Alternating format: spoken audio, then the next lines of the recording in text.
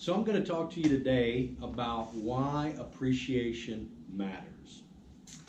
If I was to ask the question, how many of you out there would like to be more engaged while at work? Or if you're a leader or a manager, how many of you would like your people to be more engaged at work? I would hope all of you would have raised your hand. We all definitely want an engaged workforce, and we want to be part of an engaged workforce. Per a Towers-Watson research study recently, they found that the highest driver of employee engagement was whether or not employees felt that their manager genuinely cared about their well-being. Less than 40% of people in the study were engaged. So we've got some work to do to get there. So feeling genuinely appreciated, it lifts us on the mood elevator. It provides us more energy.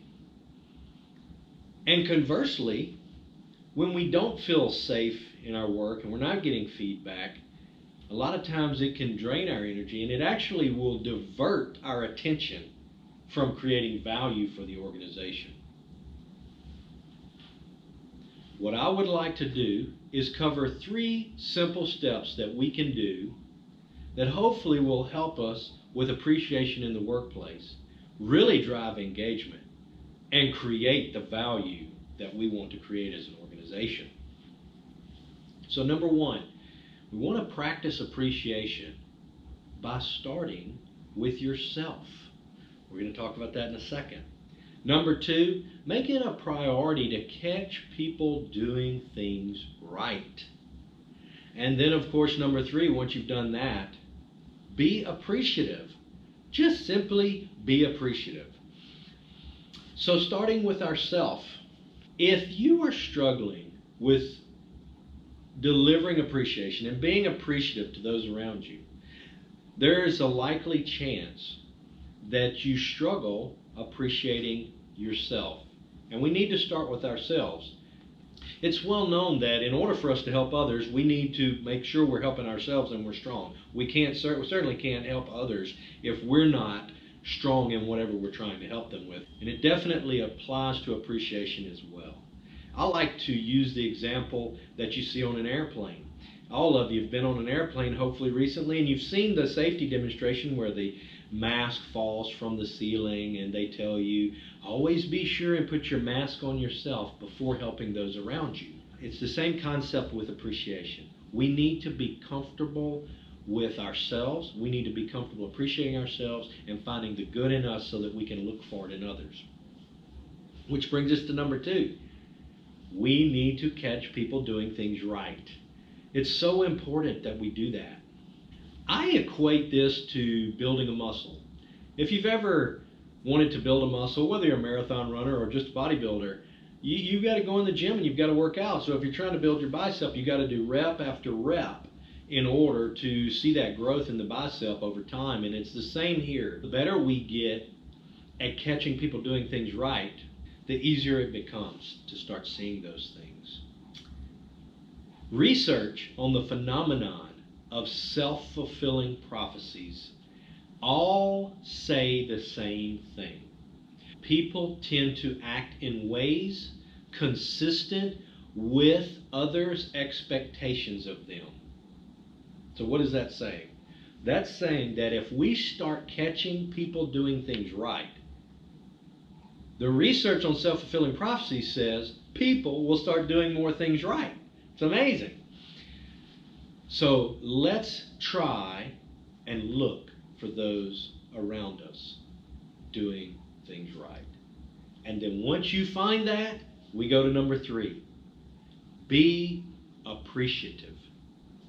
In some recent research, it was found that in high-performing organizations, the ratio of positive, appreciative feedback to negative feedback is 5.6 to 1. 5.6 positive to 1 negative feedback in high-performing organizations. On the contrary, in the low-performing organizations, it's 3 negative to 1 positive feedback.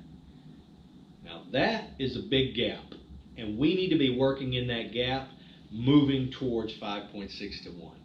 Do you know that not enough people use that powerful 2-word reward phrase, thank you? Renowned author John Maxwell, he's a favorite of mine, he says this: just a simple thank you can many times be more powerful than a victory party. So we need to embrace being able to just say thank you when someone does something. If you want to take your thank you to another level, then be specific with your thank you. And I want to share a story to illustrate my point here. So about 11 years ago, prior to my time at LR, I was with an organization, and I had recently been moved into a leadership position in a new service line within this organization. It was a service line I hadn't been familiar with, and none of them were familiar with me.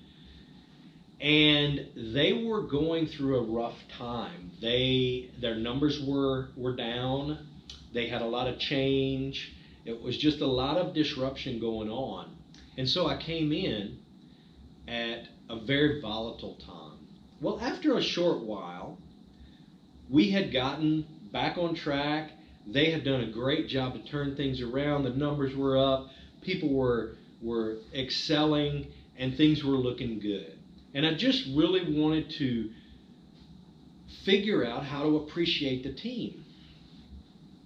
Right when I had taken over this particular division, I was in the middle of a book. And a lot of the concepts in that book helped me to help them through this time. So I thought, well, maybe that's a good idea. Maybe I will get them this book. And so I did. I went out and I bought each one of them. I had 7 direct reports. And so I went out and bought them all books. And we actually had a little small get-together where I hand-delivered the books. But here's the trick. In the book, I actually wrote them up each a personal thank you note on the first page. So when you open the cover on that first blank page, I wrote them each a personal thank you note, and I personally thanked them specifically for their contribution to where we had come. And I actually tied it to one of the concepts in the book.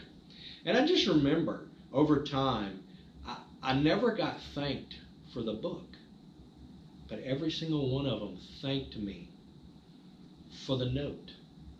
It was that personal note that meant the most to them. And then I'll top this story off by saying about 6 months ago, one of the managers reached out to me via LinkedIn and wanted to chat. So scheduled a chat with them. And you know what they wanted to chat with me about? They wanted to thank me again, 11 years later, for that note. Because they said that note meant so much to them at that time and has meant so much to them throughout these last 11 years. And they had recently been promoted. And they just really wanted to thank me for driving them with that personal thank you note. Now, I don't have to tell you the level in the mood elevator that sent me to. Okay, it was out the roof. It really was. And so I just wanted to illustrate the power of the appreciation loop. So I just extended a simple thank you for work they had done. They had done the work to turn this thing around. And so I just pointed out to them with a simple thank you, personalized. And it meant enough for this individual to carry it with them throughout their journey and then return it to me tenfold. So if you get a chance, be personal and create that appreciation loop. You will be the benefactor of it.